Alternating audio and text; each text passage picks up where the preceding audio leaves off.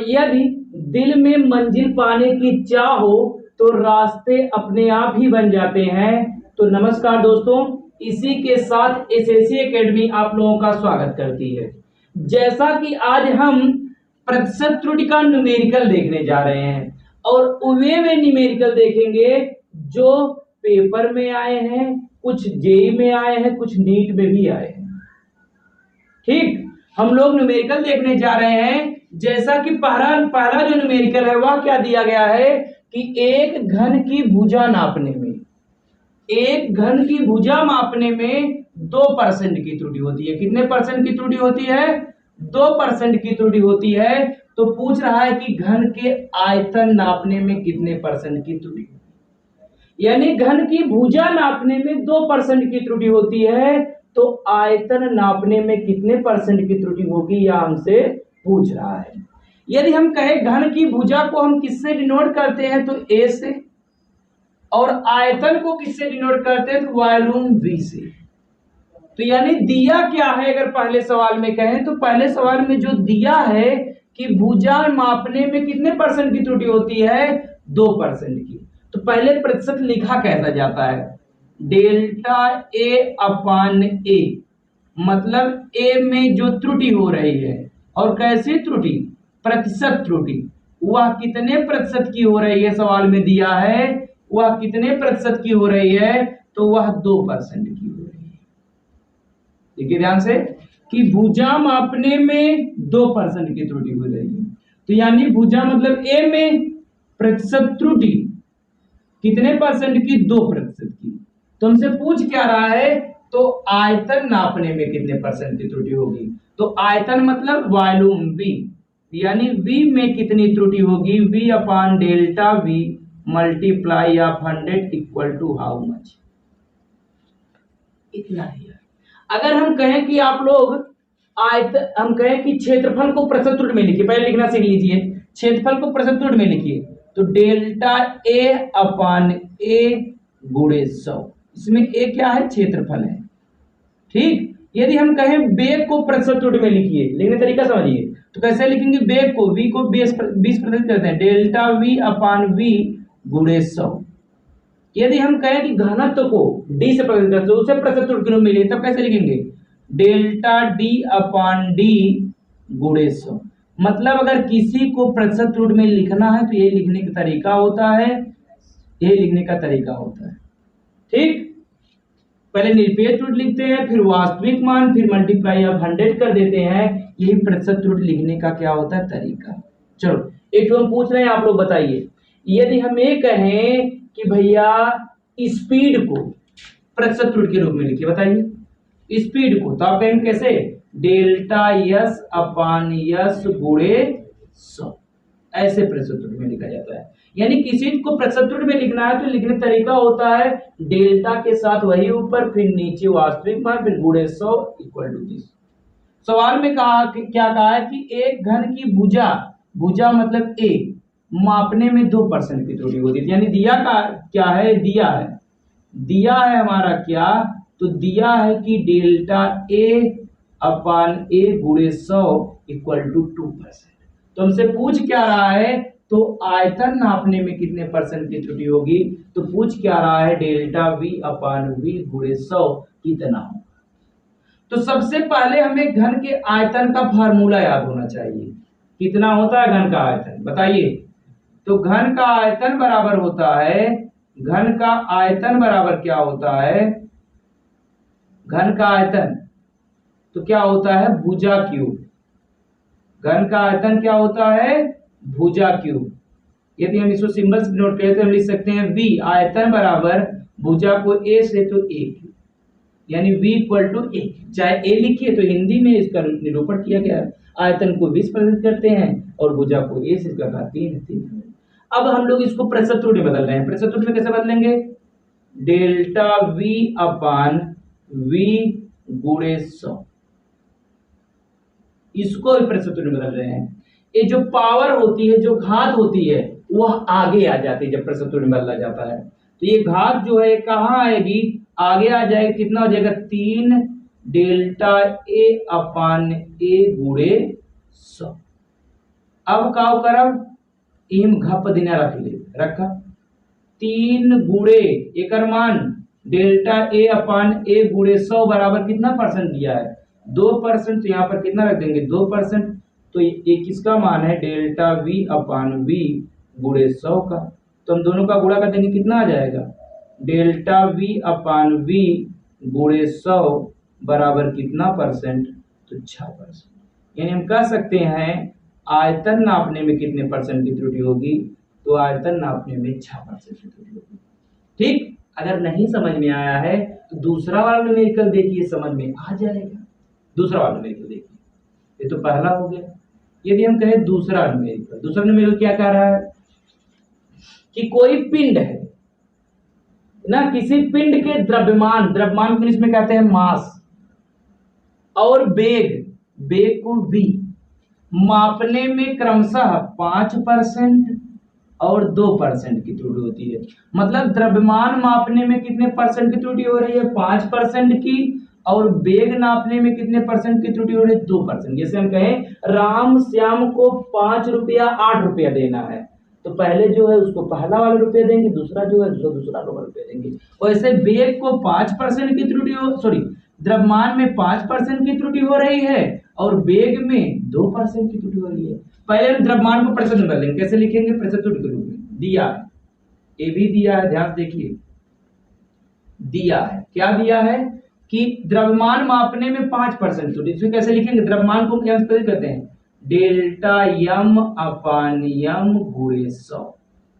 इसका मतलब है द्रव्यमान नापने में प्रतिशत त्रुटि बराबर कितने परसेंट 5%। फिर क्या कहा है बेग नापने में कितने परसेंट त्रुटि, बेग को 20% है डेल्टा वी अपान वी गुणे 100 इक्वल टू 2%। ए भी दिया है।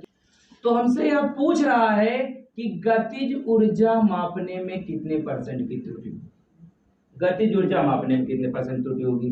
तो गतिज ऊर्जा में कितने परसेंट त्रुटि होगी हमसे पूछ रहा है। तो हमसे पूछ क्या रहा है कि डेल्टा के अपान के, क्योंकि गतिज ऊर्जा किस प्रकार करते हैं तो डेल्टा के अपान के multiply of 100 equal to how much, ये पूछ रहा है हमसे। ठीक, तो यदि आपको यह सवाल हो गया तो मिटा दे रहे हैं, हम इसी पर यही बता रहे हैं क्योंकि इसमें इधर दिखाई नहीं देगा। नहीं देख लीजिए, ठीक देख लीजिए। तो यदि हम कहें कि गतिज ऊर्जा का फार्मूला क्या होता है, गतिज ऊर्जा के बराबर होता है हाफ mv²। गतिज ऊर्जा के बराबर होता है 1/2 द्रव्यमान गुणे बेग स्क्वायर, ये फार्मूला होता है हाफ mv² गतिज ऊर्जा का। यदि हम कहें इसकी प्रतिशत त्रुटि, इसके लिए कोई प्रतिशत त्रुटि नहीं होती है। क्यों? क्योंकि कांस्टेंट वैल्यू का कुछ मान नहीं होता तो छोड़ देते हैं प्रतिशत त्रुटि निकालते समय। तो इसको हम क्या करेंगे छोड़ देंगे, तो क्या कितना आ जाएगा यहाँ से डेल्टा के अपान के मल्टीप्लाई ऑफ 100 इक्वल टू, इसको छोड़ देते हैं, इसको छोड़ दीजिए, क्या होगा यहाँ से यम कह रहे हम लिखेंगे तो delta M upon M multiply of 100 plus घात आगे। जब देखिए जब दो चीज गुणा में होती हैं तो बीच में प्लस लगता है प्रतिशत त्रुटि में, और अगर ये पावर होती है तो पावर आगे आ जाती है। यहाँ पर पावर आगे आ जाए क्या हो जाएगा डेल्टा वी अपान वी गुणे 100 इतना हो। अब क्या करेंगे हम लोग के का मान निकालना, जैसे लिखेंगे डेल्टा के अपान के मल्टीप्लाई ऑफ 100 इक्वल टू, इसका मान कितना दिया है देखिए यहाँ पर 5%, तो यहाँ पर 5% लिख दे रहे हैं प्लस 2 गुणे डेल्टा वी अपान वी का मान कितना दिया है 2%, तो कितना आ जाएगा डेल्टा के अपान के मल्टीप्लाई ऑफ 100 इक्वल टू कितना आ जाएगा 5% प्लस 4%, तो डेल्टा के अपान के इक्वल टू कितना हो जाएगा 100 इक्वल टू कितना हो जाएगा 9%। तो ये हमारा क्या हो जाएगा, तो ये हमारा हो जाएगा आंसर, इसका वाला आंसर जो है वह इतना। ठीक, तो अब हम चलते हैं अपने चौथे नंबर वाले सवाल पर। चौथे नंबर वाला सवाल कैसे दिया है, S equal to A B square upon सीक पावर 3। ये सवाल दिया है, कहा है कि ए में, बी में, सी में इतने इतने परसेंट की त्रुटि हो रही है, तो यस में कितने परसेंट की त्रुटि होगी। यानी हमारे पास जो दिया है इसमें सवाल में, गिवन दैट, जो दिया है वह क्या दिया है कि डेल्टा ए अपान ए गुणे 100, यह कितना परसेंट है, तो यह 1% है। डेल्टा बी अपान बी गुणे 100, यह कितना परसेंट है, तो यह 2% है। डेल्टा सी अपान सी गुणे 100, यह कितना परसेंट है, तो यह 3% है। मतलब ये तीनों दिया है, डेल्टा ए अपान ए दिया है, डेल्टा बी अपान बी दिया है, डेल्टा सी अपान सी दिया है, तीनों का मान दिया है। ए में प्रतिशत त्रुटि, ए में प्रतिशत त्रुटि कैसे लिखी जाती है, देखिए ऐसे लिखी जाती है। बी में प्रतिशत त्रुटि इतना है, सी में प्रतिशत त्रुटि ए वाली। ठीक, तुमसे पूछ क्या रहा है, तो ज्ञात कीजिए कि delta yes upon yes multiply of 100 यह कितना हो। तो ध्यान पूर्वक देखिए और बढ़िया से एकदम समझिए। ठीक, चलिए अब सवाल जो हमारा दिया है सूत्र उसको देख रहे हैं, क्या दिया है, S equal to A B square upon सीक पावर 3, ये सूत्र दिया है। इसको ऊपर ले जा रहे हैं, तो आप लोग कहेंगे कि यस इक्वल टू क्या होगा, ए बी स्क्वायर, जब ये ऊपर जाएगा तो इसकी घात बदल जाएगी। यहाँ पर घात कुछ नहीं, पॉजिटिव है, जो ऊपर जाएगा तो घात क्या हो जाएगी, -3। ठीक, अब क्या होगा, ए भी गुणा ए बी सी तीनों गुणा में है, तो जब फ्रैक्शन बदलते हैं तो तीनों क्या हो जाएंगे, धन में हो जाएंगे। जो गुणा में होते हैं, जब हम उसे त्रुटि के रूप में लिखते हैं तो वह धन में हो जाते हैं, और जो घात होती है वह आगे चली जाती है। चलिए देखते हैं, प्रतिशत बदलते हैं। Delta yes upon yes multiply of 100। ठीक, और मैक्सिमम के लिए देख रहे हैं, मैक्सिमम के लिए, अधिकतम के लिए कितना होगा, डेल्टा ए अपान ए गुणे 100। एक लोगों का हो गया, और जो दूसरे लोग लिखेंगे बीच में प्लस लगा देंगे। और इसकी घात कुछ दिया है बी की, हाँ दिया है 2, घात आगे आ जाएगी, घात आगे आ गई, कितना हो गया, डेल्टा बी अपान बी गुणे 100। फिर इसकी घात कुछ है, -3 है, लेकिन कैसे त्रुटि निकालनी है, अधिकतम, इसीलिए यदि माइनस में भी रहेगा तब भी हम आगे लिखेंगे वो प्लस में करके लिखेंगे। देख लीजिए, सुन लीजिए, जब तक वह न्यूनतम त्रुटि ना कहे तब तक हम, या घात चाहे माइनस रहे चाहे प्लस रहे, लेकिन हम जब लिखेंगे इसको आगे लाकर तो वह धन में लिखेंगे। क्यों, क्योंकि इसमें कैसी त्रुटि कहा है, पेपर में देखिए सवाल में कहा है अधिकतम त्रुटि, इसलिए हम 3 तो जरूर लिखेंगे, 3 लिखेंगे, लेकिन -3 नहीं, सिर्फ 3।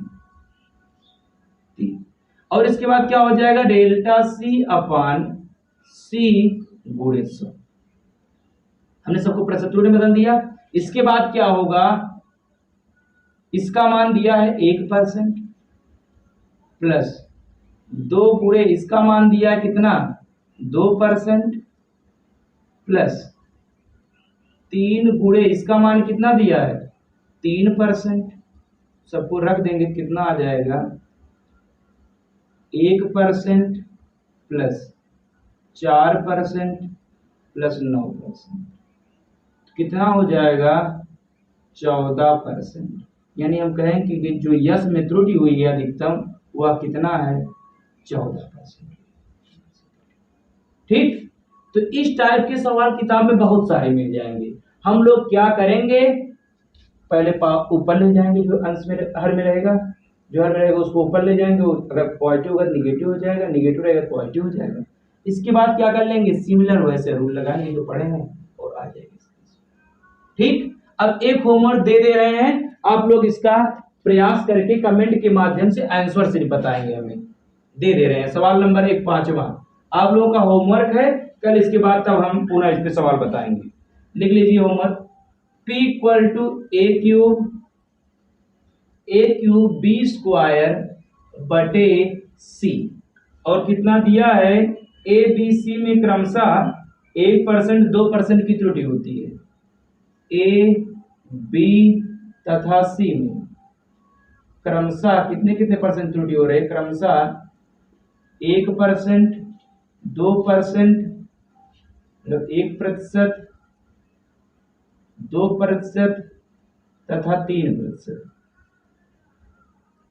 की त्रुटि होती है, तो P में प्रतिशत त्रुटि बताइए, तो P में प्रतिशत त्रुटि बताइए।